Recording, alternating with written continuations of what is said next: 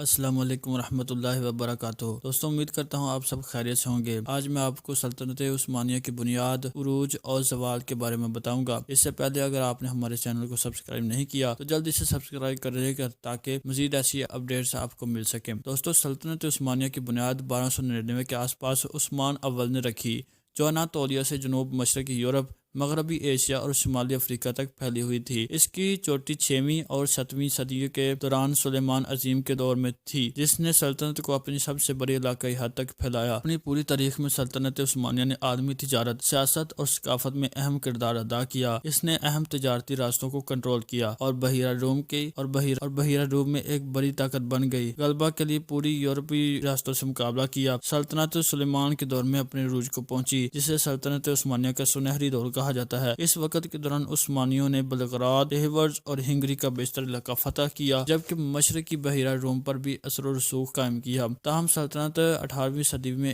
اندرونی کشمکش، بدعنوانی اور بیرونی دباؤ کی وجہ سے زوال پذیر ہوئی۔ اسے علاقائی نقصانات کا سامنا کرنا پڑا، خاص طور پر یورپ میں، جبکہ یورپی طاقتوں کی طاقت میں اضافہ ہوا۔ 9ویں صدی تک سلطنت عثمانیہ اپنی کمزور حالت کی وجہ سے یورپ کا بیمار آدمی کہلانے لگی۔ اسے اپنی سرحدوں کے اندر قوم پرست تحریکوں کی طرف سے متعدد بغاوتوں کا سامنا کرنا پڑا، جس سے نسلی اور مذہبی تناؤ بڑھتا گیا۔ سلطنت عثمانیہ پہلی جنگ عظیم میں مرکزی طاقتوں کی طرف سے حصہ لیا، لیکن اسے شکست کا سامنا کرنا پڑا۔ جنگ کے نتیجے میں سلطنت تحلیل ہو گئی اور اس کے علاقوں کو فاتح اتحادی طاقتوں میں تقسیم کر دیا گیا، جس سے عثمانی حکومت کے 600 سال سے زیادہ عرصے کا خاتمہ ہو گیا۔ جمہوریہ ترکی 1923 میں سلطنت عثمانیہ کی باقیات سے مصطفی کمال اتاتürk کی قیادت میں ابھرا، جس نے ایک سیکولر اور جمہوری ریاست کے بنانے کے لیے جدید اصلاحات کا سلسلہ شروع کیا۔ آج ترکی اپنی جنیں سلطنت عثمانیہ تک پہنچاتا ہے، لیکن اپنی منفرد شناخت اور چیلنجوں کے ساتھ الگ الگ قوم کے طور پر تیار ہوا ہے۔